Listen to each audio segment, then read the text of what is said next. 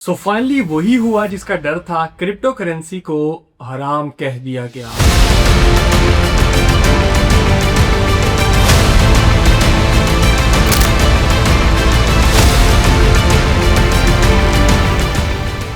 जैसे कई बरस पहले ये कहा जाता था कि यार पेपर करेंसी हलाल है या हराम।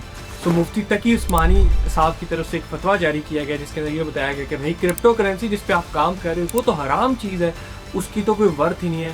सो इस वीडियो के अंदर मैं मुफ्ती तकी उस्मानी जो काबिल एहतराम है, जिनकी इस्लामिक पॉइंट ऑफ व्यू से बहुत बड़ी बड़ी कॉन्ट्रीब्यूशंस हैं, उनको बड़े अदबाना तरीके से कुछ बताने की कोशिश करूँगा और ये उम्मीद करूँगा कि वो इन चीज़ों को समझेंगे और इसके ऊपर दोबारा से गौर करेंगे।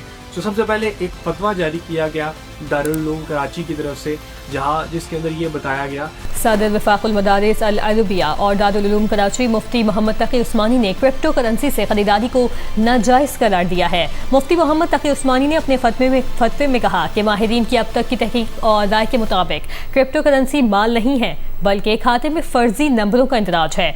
ये जो क्रिप्टो करेंसी है इसके पीछे कोई गवर्नमेंट बैक नहीं है, इसके पीछे कोई गवर्नमेंट इसको ऑन नहीं करती, तो ये हराम है। कुछ पॉइंट्स में मैं आपको बताऊंगा ताकि हर चीज़ का आपको पता चल सके और स्पेशली जो क्रिप्टो ट्रेडर्स हैं उनको क्रिटिसाइज किया जाएगा फैमिली की तरफ से। दोस्तों यार तुम तो हराम काम कर रहे थे, उनके पास ये एक रियलिटी चेक, उनके पास उनके आंसर हो अकॉर्डिंग टू रिसर्च कि भाई क्रिप्टो करेंसी है क्या। तो सबसे पहले जो इस फतवे में चीज़ों को हाईलाइट किया गया वो मैं आपको स्टेप बाय स्टेप बताऊंगा और उसका जवाब दूंगा मुफ्ती तकी उस्मानी साहब को। तो फर्स्ट ऑफ ऑल इसमें ये बताया गया कि इसको गवर्नमेंट ऑन नहीं करती, इसको गवर्नमेंट बैक नहीं करती, सो जिसकी वजह से ये हराम है। तो सबसे पहले काबिल एहतराम साहब आपकी खिदमत में अर्ज करता चलूँ कि एक करेंसी है, एक नोट है जिसको पाकिस्तान गवर्नमेंट ऑन करती है और नोट के ऊपर लिखा भी होता है कि ये एक पाकिस्तान गवर्नमेंट की प्रॉपर्टी है और ये पाकिस्तान गवर्नमेंट इसको ऑन कर रही है। कैसे?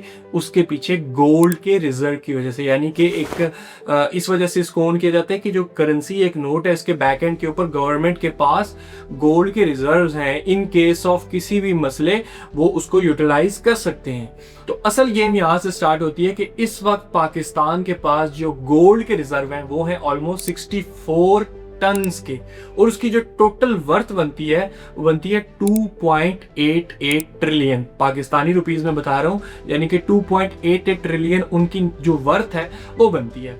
लेकिन आपको इस चीज़ का पता है कि पाकिस्तान की जो करेंसीज हैं, जो नोट प्रिंट किए हुए हैं वो कितने हैं? वो तकरीबन 12 ट्रिलियन के आसपास हैं। इसका मतलब ये है कि ऑलमोस्ट 9.18 या 20 ट्रिलियन जो हमारे पास हमारी करेंसी है उसके बैक एंड पे गोल्ड ही नहीं है, उसकी रिजर्व नहीं है, क्योंकि पाकिस्तान गवर्नमेंट के पास जो टोटल गोल्ड है वो है ही 64 टन। उसकी जो मालियत बनती है वो तकरीबन 2.88 ट्रिलियन है। तो इसका मतलब है ऊपर की जितनी भी करेंसी है उसको तो गवर्नमेंट ऑन कर ही नहीं सकती, अगर करेगी भी तो वो हवा में होगा डेफिनेटली, क्योंकि उसके बैक एंड पे गोल्ड की रिजर्व ही नहीं है। तो भाई सिंपल सी चीज़ है कि इस तरीके से बात नहीं होती कि जिस चीज़ को गवर्नमेंट ऑन ना करे। सेम ऐसे ही अगर मेरे पास कोई प्रॉपर्टी है, कोई मेरे पास प्लॉट है, कोई लैंड है, उसको गवर्नमेंट ऑन नहीं करती। अगर उसके अंदर मेरा नुकसान हो गया है, वो प्लॉट बह जाता है पानी के अंदर, सैलाब आ जाता है, कुछ भी XYZ, तो गवर्नमेंट उसको ऑन नहीं करती। तो इट डजंट मीन कि वो अगर उसको ऑन नहीं कर रही तो वो हराम के ज़ुमरे में आता है, ऐसा बिल्कुल भी नहीं है। इसी तरीके से एक और चीज़ का जिक्र किया गया, वो कहा गया कि जो क्रिप्टो करेंसी है बेसिकली ये माल नहीं है। माल क्या होता है? इस्लामिक पॉइंट ऑफ व्यू से माल होता है जिसकी एक्चुअल वैल्यू होती है, फिजिकल एग्जिस्टेंस होती है। अब सिंपल सी चीज़ है, अब दुनिया टेक्नोलॉजी एडवांस हो चुकी है मुफ्ती साहब, टेक्नोलॉजी एडवांस हो चुकी है। काबिल एहतराम, मैं बड़े अदब से आप लोगों से ये बात करूँ क्योंकि हमारे लिए वो बड़े एक रिस्पेक्टिव मुफ्ती साहब है। लेकिन बात यह है कि आपको क्लैश आ सकता है, आपको किसी भी जो पॉइंट ऑफ व्यू उसमें आ सकता है। उसी चीज़ का मैं आंसर करूँ तो सबसे पहली चीज़ कि दुनिया के अंदर मेरे पास जो सॉफ्टवेयर्स हैं वो तो फिजिकल एग्जिस्टेंस नहीं रखते, लेकिन उसकी ऑनरशिप तो मेरे पास है, तो इसका मतलब है वो भी फिजिकल एग्जिस्टेंस नहीं रखते, तो वो भी हराम है। इसी तरीके से मैं कोई डोमेन परचेज करता हूँ जिसकी वर्थ फॉर एग्जांपल $1,00,000 है, मैं उसकी डोमेन परचेज करता हूँ, वो तो मेरे पास एक सॉफ्टवेयर है जिसकी ना कोई हार्ड कॉपी है, ना उसकी कोई फिजिकल एग्जिस्टेंस है, लेकिन वो मेरी ऑनरशिप पे है। मैं उसको यूज़ भी कर सकता हूँ, मैं उसको ट्रांसफ़र भी कर सकता हूँ, मैं उसको कैश भी कर सकता हूँ। तो अगर फिजिकल एग्जिस्टेंस होना लाजमी है तो फिर इसका मतलब है ये भी हराम है। इसी तरीके से आपके बैंक अकाउंट में भी पैसे पड़े होंगे, उसकी भी तो कोई फिजिकल एग्जिस्टेंस है, वो जस्ट नंबर्स हैं। आप उनको कैश किसी भी टाइप पे कर सकते हैं, आप उनको ट्रांसफर कर सकते हैं, यूज कर सकते हैं, बट वो फिजिकल फॉर्म में तो आपके पास नहीं है, तो इसका मतलब है वो भी हराम है। तो मेरे भाई सिंपल से कंसेप्ट है ये, मैं आप लोगों से के साथ ये जिक्र कर रहा हूँ कि ये लाजमी नहीं है कि किसी चीज़ की फिजिकल एग्जिस्टेंस ना हो। टेक्नोलॉजी एडवांस होगी, हमें दुनिया के साथ चलना होगा।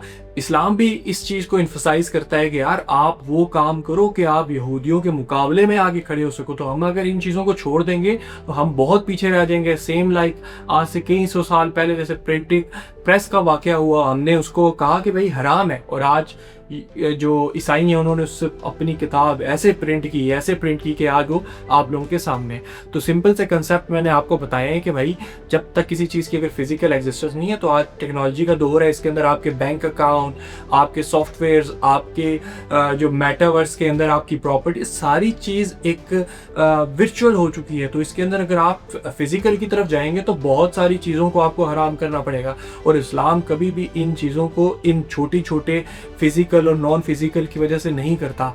तो सिंपल सी चीज़ है कि जैसे एक हमारे पास गोल्ड है तो दुनिया उसको एक एसेट मानती है, उसको एक उसकी एक इसकी वर्थ है। इसी तरीके से क्रिप्टो करेंसी को लाखों बल्कि करोड़ों लोग यूज कर रहे हैं और उसको वो करेंसी डिक्लेयर करते हैं और उसको करेंसी के पर्सपेक्टिव से यूज करते हैं। अब जहाँ तक बात है ट्रेडिंग हलाल है हराम है, वो डिफरेंट टॉपिक है। अभी हम जिस सिंपल डिस्कस कर रहे हैं कि क्या क्रिप्टो करेंसी हलाल है हराम। अब जहाँ तक बात है मीम कॉइन्स की, इसके अलावा डिफरेंट, तो डेफिनेटली उसके ऊपर आपकी बात बिल्कुल ठीक है। उसके ऊपर गवर्नमेंट के साथ आप जो है पॉलिसी मेकर्स को मिल के कुछ इस तरह की चीज़ें करनी चाहिए कि जैसे मीम कॉइन्स हैं, ये डिफरेंट इस तरह के कॉइन्स हैं जिसकी वजह से लोगों का नुकसान होता है, उनको बंद किया जाए। बट ये नहीं कि उन कुछ कॉइन्स की वजह से आप पूरी क्रिप्टो करेंसी को जो है वो हराम डिक्लेयर करते हैं। ये this is not a fair, because लोगों का कारोबार इस पे चल रहा है, लोगों के जो काम है वो इस पे हो रहे हैं। अब एक और भी पॉइंट रेज किया जाता है कि बैंक्स जो हैं वो